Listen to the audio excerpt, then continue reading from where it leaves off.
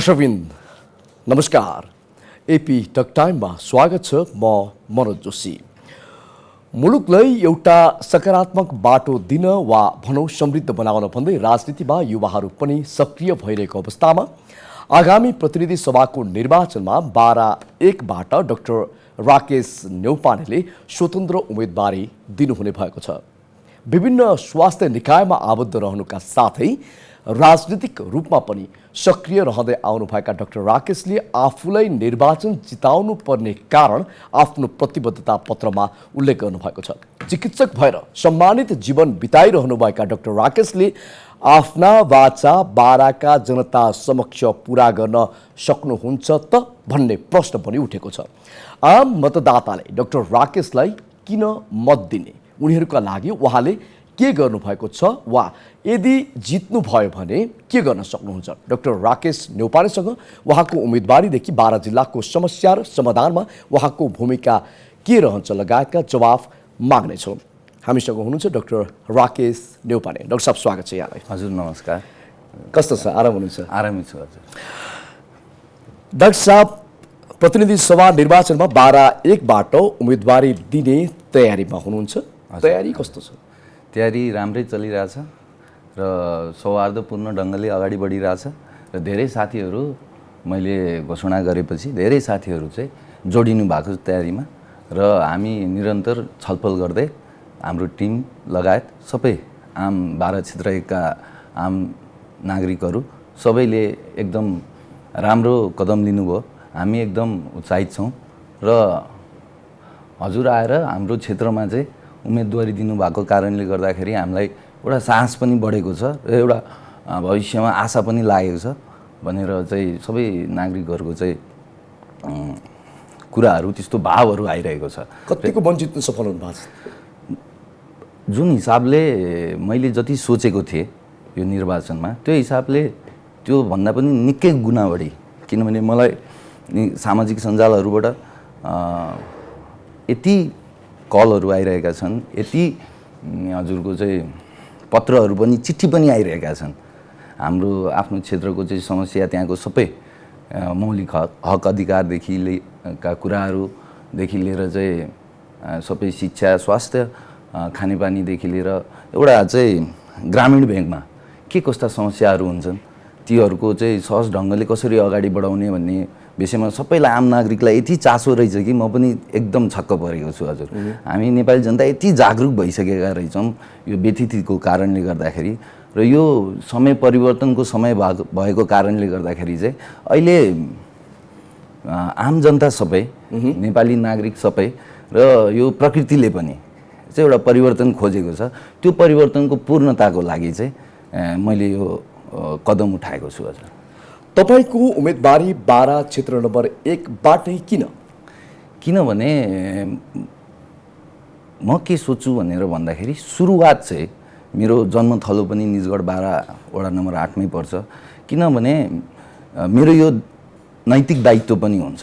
पहिला मैले आफ्नो क्षेत्र बनाउने हो, त्यसपछि यो देश बनाउने हो र हामी सबै जति पनि स्वतन्त्र साथीहरू उठिरहेका छौँ सबैजना आफ्नो पहिला क्षेत्र बनाएर नै देश बनाउने हो भन्ने चाहिँ एउटा चाहिँ त्यो तरिका पनि त्यही हो, वे पनि त्यही हो र चाहिँ सिधै एकैचोटि हामीले चाहिँ एकैचोटि माथि जान सक्दैनौँ। खुड्किला अनुसार एक खुड्किला पाइला चाल्दै हामी चाहिँ अगाडि बढ्ने हो। त्यही भएर मैले मेरो क्षेत्रको चाहिँ एकदम जीर्ण अवस्था छ हरेक विभागमा। हाम्रो चाहिँ स्वास्थ्यमा हेऱ्यौँ भने पनि सिम्पल एउटा कुरा गरौँ, एउटा चाहिँ नर्मल सुत्केरीको व्यवस्थापन पनि राम्रो ढङ्गले भएको छैन। तपाईँको खानेपानीको पनि त्यस्तै चाहिँ बिजोग अवस्था छ, सिँचाइको पनि त्यस्तै अवस्था छ, स्कुलहरूको चाहिँ संरचना हेरौँ, त्यहाँका शिक्षकहरूको अवस्था हेऱ्यौँ भने पनि त्यस्तै छ। हामीले कस्तो समाज निर्माण गर्ने त? हाम्रो जनजीविकाको चेतना हेरौँ, विकास हेरौँ, सबै कुरामा हामी चाहिँ तल छौँ। इभेन हामी चाहिँ सबभन्दा धेरै राजस्व सङ्कलन गर्ने चाहिँ क्षेत्रबाट चाहिँ त्यही नजिकै ठाउँबाट हामी परेर पनि आज हामी यति विकट छौँ, आज हामी यति पछाडि छौँ। त्यो कुरालाई मध्यनजर गरेर अब चाहिँ मैले के गर्ने हो, अब हामीले आम जनताले के गर्ने हो त? यसलाई कसरी परिवर्तन गर्ने हो? किनकि परिवर्तन अब अपरिहार्य छ, समयले परिवर्तन मागेको छ अब हामी चाहिँ जहिले पनि तल कसैको दासत्व भएर बस्ने त हाम्रो मनसाय छैन। हामीलाई पनि केही गर्नु छ, हामीलाई पनि केही अगाडि बढ्नु छ, हाम्रो पनि क्षेत्रलाई अगाडि बढाउनु छ, पर्यटनमा अगाडि बढाउनु छ, कृषिमा अगाडि बनाउनु छ।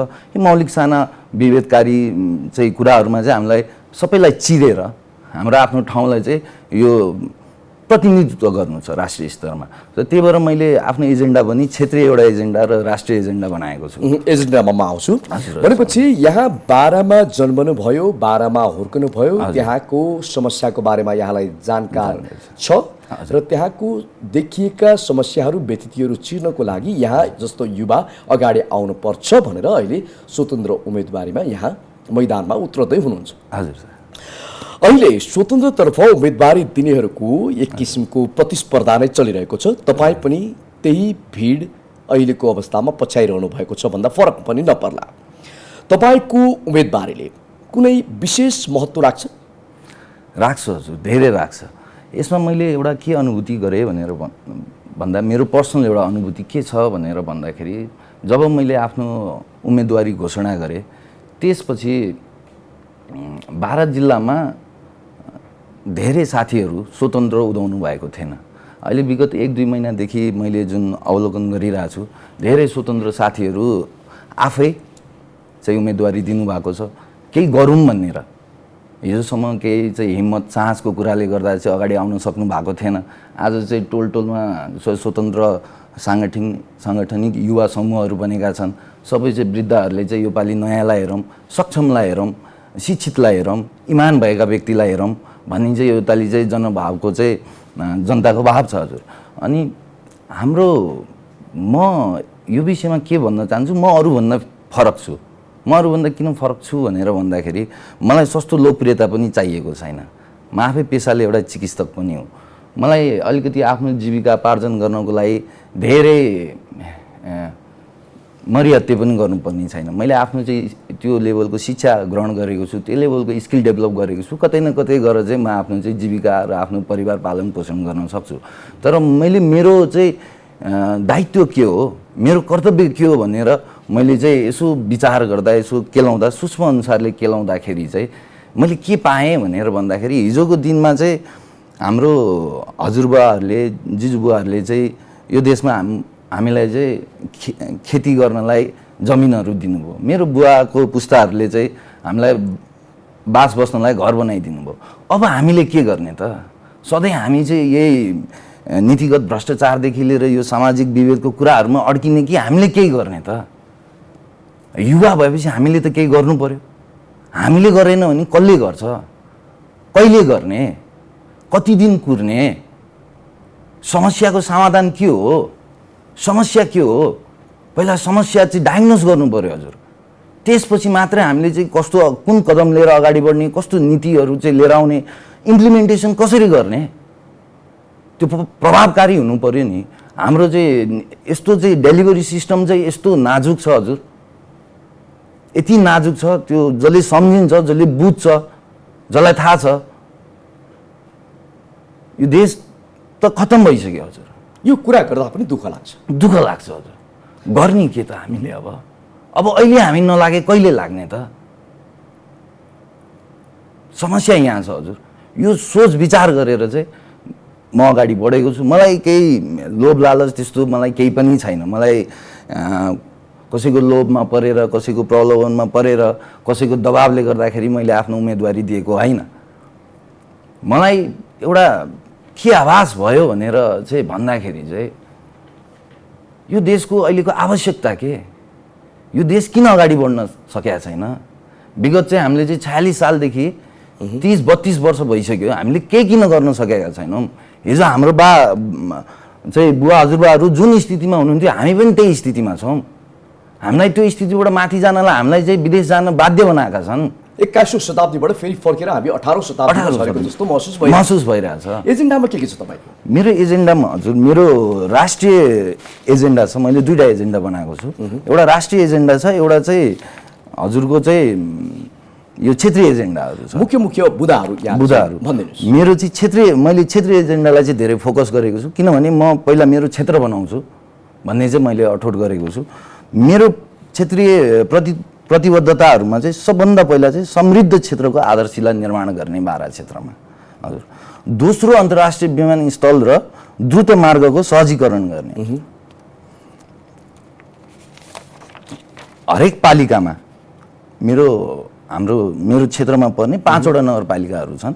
निजगढ नगरपालिका, कोल्बी नगरपालिका, बारागढी गाउँपालिका, आदर्श कोतवाल गाउँपालिका र सिमरनगढ नगरपालिकाहरू छन्। यी सबै पालिकाहरूमध्ये कुनै एक पालिकामा एकवटा पर्ने दरले हजुर हस्पिटल, कृषि प्रविधि कलेज चाहिँ एकदम मेरो फोकस छ र शिक्षा र स्वास्थ्य। म चिकित्सक भएको नाताले पनि मेरो यो दायित्व हुन्छ कि मैले चाहिँ त्यहाँको चाहिँ स्वास्थ्य सेवालाई चाहिँ कसरी चाहिँ प्रभावकारी बनाउने र यसमा मेरो धेरै फोकस छ। र अर्को भनेको हाम्रो क्षेत्र भनेको कृषि उत्पादनको क्षेत्र हो। चुरेको फेदीदेखि लिएर हाम्रो चाहिँ सिमरनगढसम्म चाहिँ हाम्रो क्षेत्र पर्छ हजुर। त्यहाँ विभिन्न चाहिँ जात भाषाका चाहिँ समुदायहरू बसिन्छ। विशेष गरी चाहिँ खस आर्य चौधरी समुदायका, मुस्लिम समुदायका, मधेसी समुदायका, जनजाति तामाङ समुदायका, मगर सबै समुदायको चाहिँ मिश्रित छ हजुर त्यहाँनिर। अब मैले कस्तो नीति बनाउनु पर्यो त, हाम्रो कस्तो एजेन्डा हुनु पर्यो, हाम्रो चाहिँ आम जनताको समस्या के छ त। हामीले धेरै ठुलो कुरा गरेर केही पनि हुँदैन, सिम्पल कुरा गर्नुपर्छ। सिम्पल हामीले चाहिँ काम गर्नु पर्यो। अहिलेसम्म हाम्रो ठाउँमा केही कामै भएको छैन। धेरै चाहिँ जनप्रतिनिधिज्यूहरू आउनुभयो, सबैले बाचा गर्नुभयो, चुनाव अगाडि आउनुहुन्छ, बाचा गर्नुहुन्छ, चुनाव सकिन्छ, यो त हाम्रो पार्टीको नीतिमै छैन भन्नुहुन्छ। त्यसपछि अर्को नेक्स्ट 5 इयर्समा आउनुहुन्छ, मलाई भोट हालिदिनुहोस्, मलाई भोट हालिदिनुहोस् भन्नुहुन्छ। सङ्गठनिक बनाउनुहुन्छ, कोही तिजमा चाहिँ केही प्रोग्राम गर्नुहुन्छ, लड्डु बाँड्नुहुन्छ, मासु भात खुवाउनुहुन्छ। अब त्यो हामीले मासु भात खाएकोले हामीलाई कति टाढाको असर पर्दैछ। आज हामीलाई उपचार गर्ने एउटा चाहिँ सिम्पल सर्पदंशको चाहिँ यति तराईमा यो केसहरू छ। हामीलाई चाहिँ वीरगञ्ज लानुपर्छ, हामीलाई चाहिँ चितवन आउनुपर्छ, हामीलाई काठमाडौँ आउनुपर्छ। हामीले त्यति व्यवस्था गर्न सक्दैनौँ र हजुर। अहिलेको जमानामा 2021 2022 चलिरहेछ, हामी छौँ कहाँ? हाम्रो चेतना कहाँ छ? हाम्रो जनजीविका विकास कहाँ छ? हाम्रो त केही पनि अपग्रेडेसन छैन। हामीले डाटा हेऱ्यौँ भने, हामीले अहिलेको चाहिँ डाटा हेऱ्यौँ भने के छ हेर्नुहोस् त, सबै युवाहरू विदेश जान्छन्। +2 पढ्ने बित्तिकै सबैको चाहिँ इच्छा छ हजुर, my dream is to move on to Australia, my dream is to move on to America. जो अलिकति निम्न वर्गका छन्, जो दुःख गरेर पढिरहेका छन्, उनीहरूलाई चाहिँ हाम्रो शिक्षाले कस्तो वातावरण बनाइरहेछ, कता दिशामा लिएर गइरहेछ, सबै चाहिँ खाडी मुलुकमा गएर चाहिँ आफ्नो चाहिँ पसिना बनाइरहेछन्। तपाईँले मैले यसमा जोड्न चाहे चिकित्सक भएर एउटा सम्मानित जीवन बिताइरहनु भएको तपाईँ राजनीतिक जस्तो फोहोरी खेलमा किन लाग्नुभयो? हजुर, मैले चिकित्सा पेसा भनेको एकदम मानव सेवा पेसा हो र यो म सधैँ गरि नै रहन्छु। म राजनीति गरौँ या नगरौँ, यो मैले आफूले चाहिँ जीवनमा आर्जेको कुरा हो, धेरै मेहनतले र धेरै समय लाएर आर्जेको कुरा हो। म राजनीतिमा किन आएँ भनेर भन्दाखेरि म यो राजनीति यो देशको जुन नीतिगत भ्रष्टाचार छ, फ्रस्ट्रेसन छ चाहिँ, जब नीतिगत भ्रष्टाचार हुन्छ हजुर, सबै विभाग जुन सबै चाहिँ एउटा मानव जीवनलाई चाहिँ अगाडि बढाउँदाखेरि एउटा मात्र कुराले मात्र चाहिँ यो मानव जीवन चल्दैन। यहाँ इन्जिनियरिङ गरेर मात्र मानव जीवन चल्दैन, यहाँ धार्मिक गरेर पनि मानव जीवन चल्दैन, आध्यात्मिक मात्रले मानव जीवन चल्दैन, भोग मात्रले पनि मानव जीवन, सबै कुराको मिश्रणले चाहिँ यो मानव जीवन अगाडि बढ्ने हो। अब हाम्रो कन्सर्न के हो त भनेर भन्दाखेरि यो संसारमा हामी आयौँ, भगवान्ले हामीलाई चाहिँ यो संसारमा पठाउनु भयो, परमात्माले बनाउनु भएको चाहिँ यो फुलबारीमा हामी आयौँ। हामीले यहाँ कर्तव्य के हो, म को हुँ, यो प्रश्नको खोजीमा म गएँ हजुर, होइन? अनि यो देश बनाउनको लागि यति बलिदान भयो, कहिले राजतन्त्रको नाममा, कहिले प्रजातन्त्रको नाममा, कहिले चाहिँ गणतन्त्रको नाममा। हामीले पायौँ के त? हामीले चाहिँ सँगैका अरू देश विदेशका चाहिँ उदाहरणहरू हेरौँ, हामी कहाँ छौँ त? हामी त अहिलेभन्दा त पहिला धेरै माथि रहेछौँ त। यसो हामीले डाटाहरू हेऱ्यौँ भने हामी त 30-40 वर्ष पहिला नै माथि रहेछौँ त। हामीले सम्मान त्यो पाएका रहेछौँ, हामीले निर्यात त्यो लेभलमा गरेका रहेछौँ, हामी त धेरै माथि रहेछौँ। अहिले हामी त यो रेट्रोग्रेड वेमा हिँडिरहेछौँ। अब के छ भने यो राजनीतिमा बाहिर बसेर कुरा गरेर यो राजनीति चाहिँ फेरिन्न हजुर। राजनीति त फोहोरी खेल हो। अब यो राजनीति फोरी यो खेल भए पनि यो राजनीतिलाई सुधार्नको लागि त राजनीतिभित्र त प्रवेश गर्नै पर्यो। बिना प्रवेश नगरिकन बाहिर चाहिँ बसेर चाहिँ चिया पसलमा बसेर कुरा गरेर कसैलाई आफ्नो चाहिँ यो मेरो चाहिँ विचार यो छ, म यो गर्नुपर्छ, कसैलाई चाहिँ आलोचना गरेर त्यो गरेर राजनीति सुध्रिँदैन। राजनीति सुधार्नको लागि हामी जस्तो सक्षम व्यक्ति जति पनि सक्षम, यो देशले अहिले सक्षम व्यक्ति चाहिँ खोजेको हजुर। यो देशले चाहिँ सक्षम व्यक्ति खोजेको हो, वृद्धहरू खोजेको होइन, सक्षम व्यक्ति खोजेको। किनभने यो देशमा अहिले काम गर्नुपर्ने छ हजुर। असक्षम व्यक्ति खोजेको छैन, सक्षम व्यक्ति, दक्ष व्यक्ति अहिलेको आवश्यकता यो छ हजुर।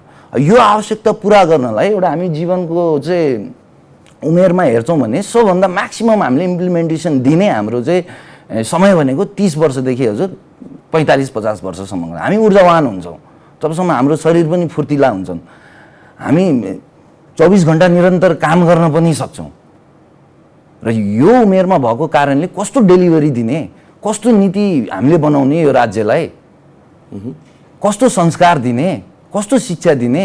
यदि शिक्षामा चाहिँ संस्कार भएन भने हजुर त्यो शिक्षा पूर्ण हुँदैन। यो कुरा हामीलाई भलिभाति ज्ञात छ। हाम्रो पूर्वजले यति सुन्दर देश बनाइदिनु भएको छ, हामी कहाँ छौँ? हामी यति महत्त्वकांक्षी भयौँ कि हजुर हामीलाई राति निन्द्रा लाग्दैन। हामीलाई चाहिँ एउटा चाहिँ विदेश गएर चाहिँ बिचमा गएर चाहिँ एउटा चाहिँ सेल्फी खिचेर फोटो हाल्न पायौँ भने हामी खुसी हुन्छौँ। कति त हाम्रो अन्तिम लक्ष्य जीवनको त्यो हो त हजुर। हाम्रो अन्तिम लक्ष्य जीवनको के हो त? यो जीवन के का लागि पाएका हौँ?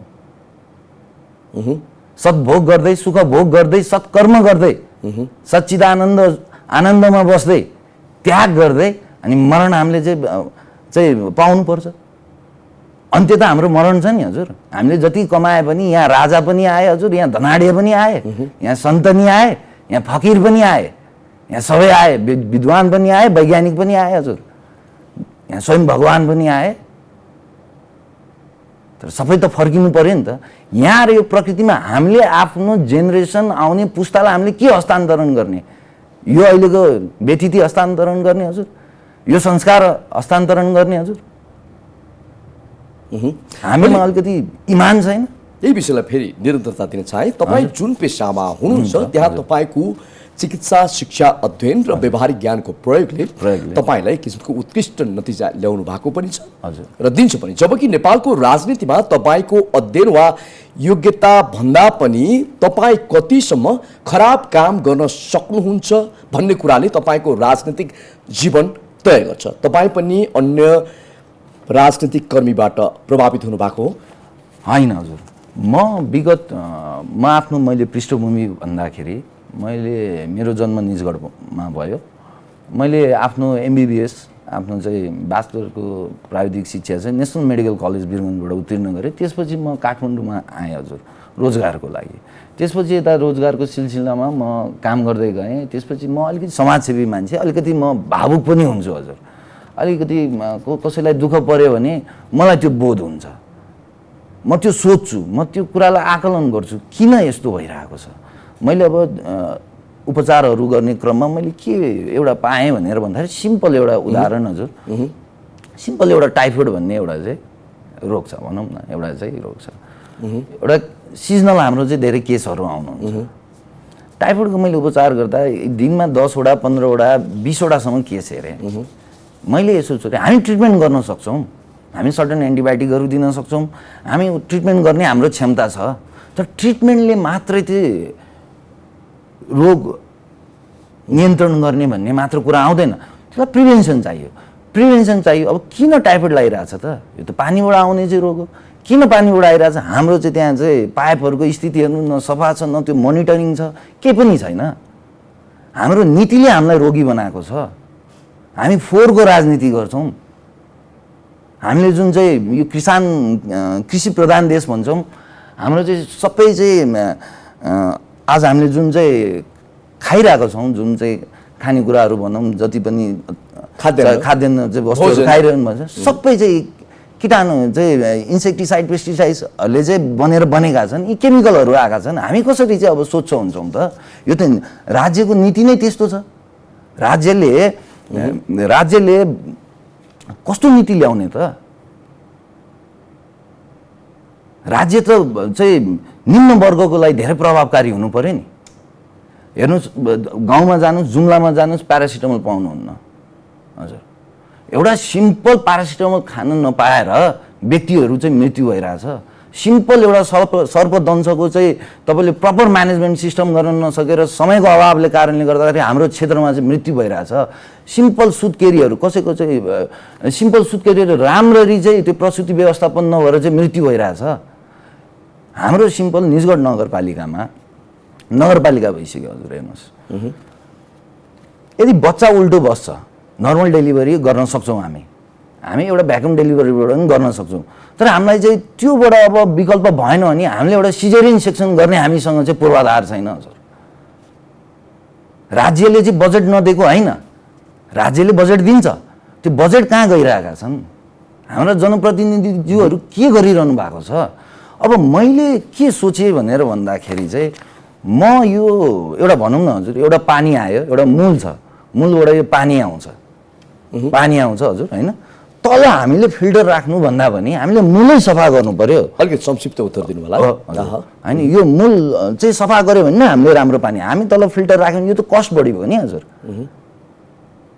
हामी त यस्तो महँगो चाहिँ हामी उपचार पनि गर्न सक्दैनौँ, यस्तो महँगो चाहिँ हामी जनजीविका चाहिँ अगाडि बढाउनलाई एकदम गाह्रो छ हजुर। महँगीले हेर्नुहोस् यस्तो छ। अब स्वास्थ्य क्षेत्र यस्तो जीर्ण भइसक्यो नि हजुर। हेर्नुहोस्, सिम्पल एउटा कुरा, 2 रुपियाँमा हामीले चाहिँ मास्क प्रोडक्सन गर्छौँ घरमै। हेर्नुहोस्, त्यही मास्क चाहिँ हामीले चाहिँ एउटा रिटेलमा आउँदाखेरि 10 रुपियाँ तिर्छौँ। त्यो हामी नै नेपाली हौँ। त्यो 8 रुपियाँ कहाँ गयो? त्यो 8 रुपियाँ चाहिँ ब्रोकरहरूले कहाँ लिएर जानुभयो? त्यो जसले मेहनत गर्नुभएको छ उहाँले पाउनु भएको छ त? डाक्टर साहबले अब सम्भवतः यो निर्वाचनपछि यहाँले जिते पनि हारे पनि सफल भए पनि असफल भए पनि यहाँको जीवन एउटा राजनीतिक कर्मीको रूपमा अगाडि जान्छ जस्तो लाग्छ। त्यसमा परिचित पनि हुनुहुनेछ यहाँ। यो देश किन बिग्रिरहेको छ भन्ने कुरा यहाँले पूर्ण रूपमा अध्ययन गर्नुभएको हो? हजुर, यो देश बिग्रिनुको सबैभन्दा मुख्य कारण भनेको हजुर यो दलीय व्यवस्था हो हजुर, र एउटा नीतिगत भ्रष्टाचार। जब भ्रष्टाचार, करप्सन, लिगलाइजेसन हुन्छ नि हजुर, 200 वर्ष हामी 300 वर्ष पछाडि सही दिशामा लैजान तपाईँ जस्तो युवा कर्मीको भूमिका के हुन्छ? सबभन्दा पहिला हजुर हामीले चाहिँ सबभन्दा पहिला आफूले आफ्नो विचार आफूलाई परिवर्तन गर्नु पर्यो। सबभन्दा पहिला यो भनेको मूल कुरो हो, यो भनेको चाहिँ बेसको कुरो हो। यदि हामीमा चाहिँ इमान छ, हामीमा चाहिँ नैतिकता छ, हामीमा चाहिँ म केही गरौँ भन्ने राम्रो छ भने काम त स्वतः हुन्छ हजुर। जब म केही गर्नु, मलाई केही गर्नु मनै छैन भने त हामीले लिङ्गरिङ गरिरहेछौँ नि, त्यसमा हामीले लिङ्गरिङ गरिरहेछौँ। हामीले एउटा सबै हाम्रो चाहिँ सबै बौद्धिक व्यक्तित्वहरू, यो देशमा बौद्धिक व्यक्तित्वको कमी छ र हजुर छैन नि, तर उनीहरू अगाडि आउन सकेका छैनन्। यो देशको सिस्टमले उहाँहरूलाई अगाडि आउन दिइरहेको छैन। आज हामी चाहिँ पार्टीगत नेपाली कङ्ग्रेसका कुरा गर्छौँ, चाहिँ नेकपा एमालेका कुरा गर्छौँ, उहाँहरूले नगरेको म भन्दिनँ, गर्न खोज्नु भयो तर उहाँहरूले सक्नु भएन। किन सक्नु भएन भने उहाँहरूमा इमानै भएन क्या। स्वतन्त्रले जित्दैमा यो मुलुकको नीति निर्माण तहमा कुनै तात्विक फरक पर्छ जस्तो पर्छ हजुर, पर्छ। किन पर्छ भनेर भन्दाखेरि अहिलेको हामी चाहिँ समयलाई हेरौँ भन्यो भने त अहिले त आम जनताले स्वतन्त्रलाई रुचाउनु भएको छ नि। यी दलबाट आजित भएर चाहिँ केही बोल्नलाई केही शब्दै छैन। अहिले एउटा सिम्पल हाम्रो चाहिँ काठमाडौँको मेयर साहब बालेन्द्र शाहज्यूको एउटा उदाहरण दिउँ। उहाँले किन काम गर्न सक्ने क्षमता हुनुभयो भनेर भन्दाखेरि उहाँलाई पार्टीगत प्रेसर छैन। यो देश पार्टीले बनाउने होइन, यहाँका संरचना पार्टीले बनाउने होइनन्, देशले बनाउने हो नि। छोटोमा भनिदिनुहोस् हजुर। यहाँले मैले यहाँको निधारमा टिका पनि देखेँ। हजुर। केही यहाँ सनातन धर्म सम्बन्धी बहसमा पनि यहाँका केही अन्तर्वार्ताहरू मैले पढेँ। हजुर। त्यो सम्बन्धी अलिकति जानकारी दिनुहोस्। हजुर, मैले आफ्नो राष्ट्रिय एजेन्डामा चाहिँ शासन व्यवस्थामा हजुर वैदिक सनातन धर्म निर्देशित समाजवादी शासन व्यवस्था। छोटोमा भनिदिनुहोस्। हजुर, प्रत्यक्ष निर्वाचित प्रधानमन्त्री र राष्ट्रपतिको चाहिँ यो लिएर आएको छु। मैले बुझेको सनातन भनेको के हो त? सनातन भनेको, सनातन भनेर हिन्दूहरूलाई मात्र भनिँदैन। सनातन भनेको के हो त? सनातन भनेको जे सत्य छ, जे शाश्वत छ, त्यसलाई सनातन भनिन्छ। म यो संसारमा जन्म लिन्छु भने मेरो मरण अनिवार्य छ, यो सनातन हो।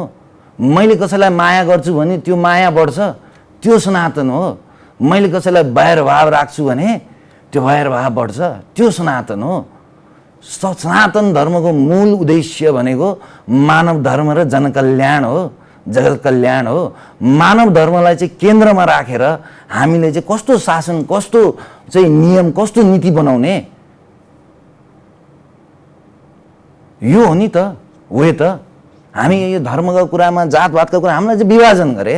सिम्पल कुरा, एउटा कोही व्यक्तिलाई, कोही मुस्लिम होस्, कोही बुद्धिस्ट होस्, उसलाई चाहिँ सर्टेन ब्लड चाहिएको छ, सर्टेन ग्रुप ब्लड चाहिएको छ भने मेरो ब्लड उसँग म्याच गर्छ भने उसले त्यो म्याच हुन्छ कि हुँदैन? हुन्छ नि। मेरो किडनी उसलाई हुन्छ कि हुँदैन?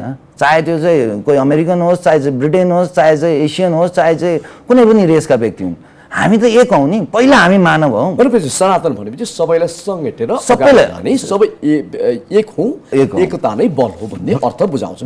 अन्तिममा आम टेलिभिजन हेरेर बसेका दर्शकलाई हजुर यहाँले के भन्न चाहनुहुन्छ?